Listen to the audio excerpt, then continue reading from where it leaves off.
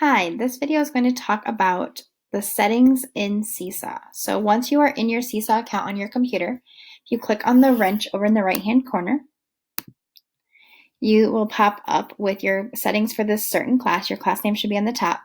If you need to add a co-teacher to your class, you may click on Manage Teachers here, type in the teacher's email address and click Invite Teachers. It will send them an email, and they will have to accept that email to become a co-teacher for your class. You can come in here and you can change the color of the class. You can change the icon and have it be a different symbol if you want to. Sometimes that helps for students that have multiple classes if they know the different icon is for a certain class. So if you had this is a specialist class, we could put the palette for art on there so the students know that to click on that for their specialist classes. Your student sign-in mode is here. You can change that if you need to. Manage students, that's where you can go in and delete students if you no longer have them in your class. You can add students to your class. We are a Seesaw for Schools account, so we have all of ours connected by their student IDs. Their home learning codes, if you need to print those codes off to send them home for students to access their Seesaw account when they're at their house.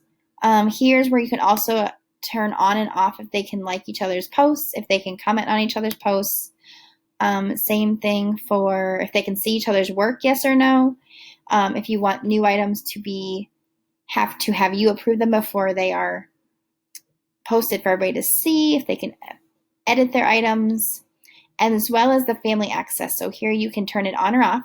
You can invite families. If you go to manage families, this is where you will see who already has people connected to their accounts. And since we're a Seesaw for School, it already connected from last year's students and rolled them over. You can also see where you have kids that are not connected with any family members, so you can invite families this way. Inviting families, you can either type in their email address or a phone number in here, and it'll send them an email or a text message.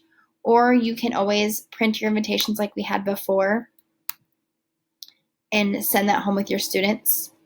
And that seems to work because it gives them direct instructions on what to do to follow their student's account. And it'll give them a different page for every kid's account. So it tells them directions on their smartphone, directions on their computer, and one page per child in your class. Other things in the settings that are important to look at are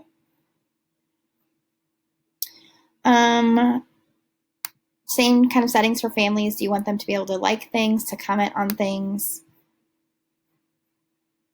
Class blog, you can enable that in here, and I will include a area about class blog later.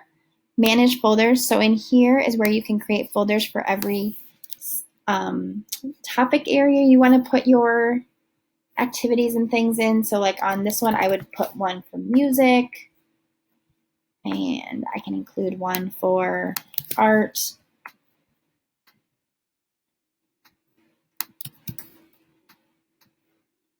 It just helps if they're different colors, if students are trying to find things easier.